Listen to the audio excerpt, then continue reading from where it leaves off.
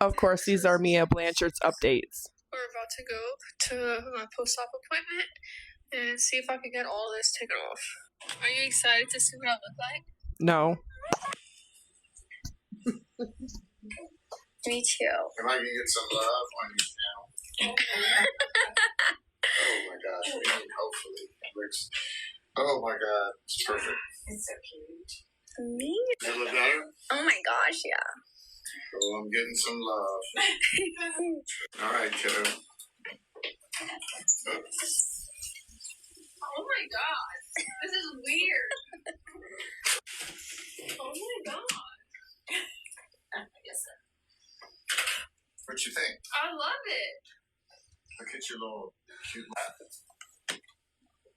Wow.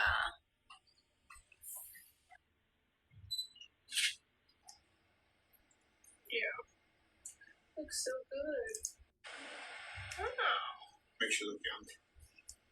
Good. And queasy though.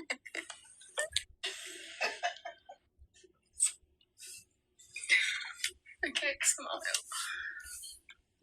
Still swollen a little bit in the tip, but that should go down. But I'm absolutely obsessed. I love it. I love it. Okay, so this is Daisy.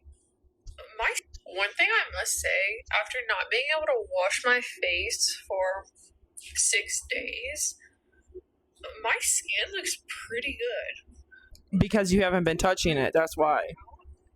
Anywhere. I mean, that's from the tape, like, literally ripping off my skin. But, like, not bad. I mean, I did start to use these, like, maybe 2 days before I got everything taken off. Because, I don't know, I just didn't want to touch my face. I didn't put water on it or literally anything the whole time I had my face bandaged. But I did use these. And they're the Gentle Skin Cleansing Cloths. It's because you're not picking and touching your face when you have a cast and bandages on it. I just like kind of put them like around my forehead. Like I used it like a little bit on the obviously places that didn't have bandages. But maybe that helped. I don't really know. But I'm just impressed. Now, of course, having a rhinoplasty, it could take up to a year before the swelling goes all the way down and that you get any feeling back in your nose, especially in your nostrils. Now, if they do incisions throughout here, anywhere that they make a incision on the body surgically, they're cutting through nerve fibers, and when they put the skin back together, those nerve fibers are never going to be aligned again, so you're never going to have full feeling back where the incision itself was. You're always going to lose nerve function in those incision areas. That's true for me. I had stage 3 cervical cancer. I had a radical hysterectomy, a total pelvic lymphodectomy, and a partial vagina removal. And they cut me from hip to hip. And still, to this day, I have no feeling and no sensation, even though my oncologist was absolutely amazing at putting back the skin and making it look like a perfect line. She even cut through a tattoo and she was able to line it completely back up and it looks fantastic. But there's always nerve damage wherever the skin was cut, even when they stitch it back up. So you're always going to have parts of the nose that is never going to have full sensation and full feeling. But because the skin on the nose is so thick, and because there's so much cartilage and so much trauma being done to it, when you decide to have a rhinoplasty done, it takes about a year before the swelling goes all the way down. I think it looks good. I really do like it. But I'm going to show you this, and I think this is very expensive and very extensive for the very little bit of change there was. Like her bridge was not that bad to begin with, but what she did was she went upturn with the tip, and so of course the tip looks a little bit different. However, her nostrils don't look like much different. I would have thought that the surgeon would have gone in there and would have made her nostrils more symmetrical, which they didn't do, or at least to me it looks like they didn't do. And she got a chin implant.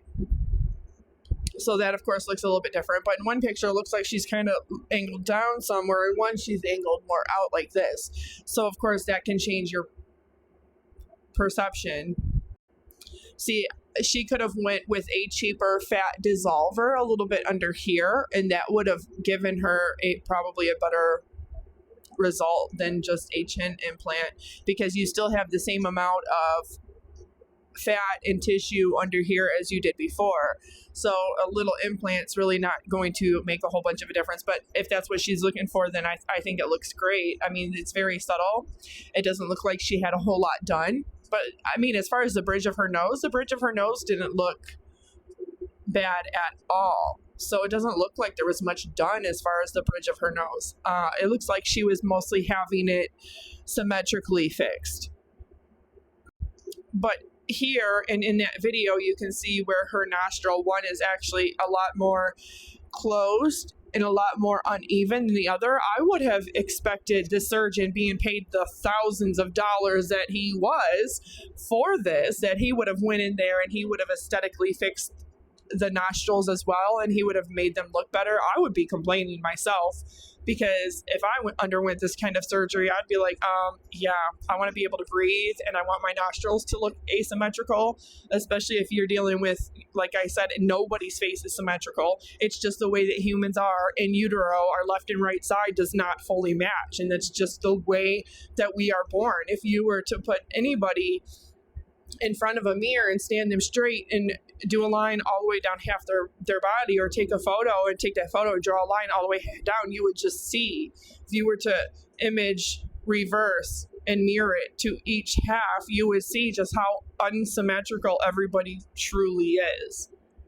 Now, the whole golden ratio thing is all about whether or not the more symmetrical your face is, the more beautiful you appear to be.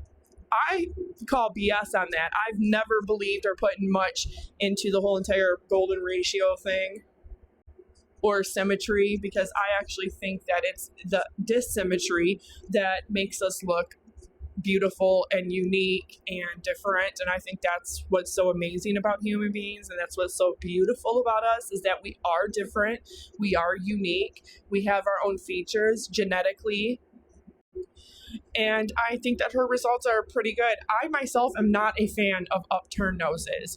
I'm just not, especially when you have structurally a bigger type of nose or a family type of nose, and then you go upturn. It just looks like a big nose with an upturn. To me, that's just my own opinion. I think that her results look fantastic. I think they look good. I think they look good for her. They're fitting for her.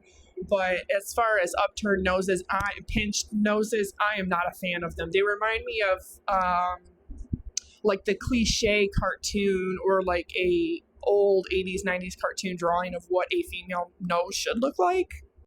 But yeah, I'm surprised that surgeon didn't actually tell her aesthetically. It would have been a lot better with the chin implant for her to just do some fat dissolver down here. Because if she was more worried about this, which we all have some of this, everybody does, no matter how skinny you are, you could have gotten better results with having that fat dissolved a little bit under here more than just having a chin implant. But I think she looks fantastic. Her results look great. And I really hope that they continuously heal to look fantastic and great for her. It's just, as far as me and as far as what she looked like before and now, I am not a fan of upturned noses. But I mean, I think it looks cute on her.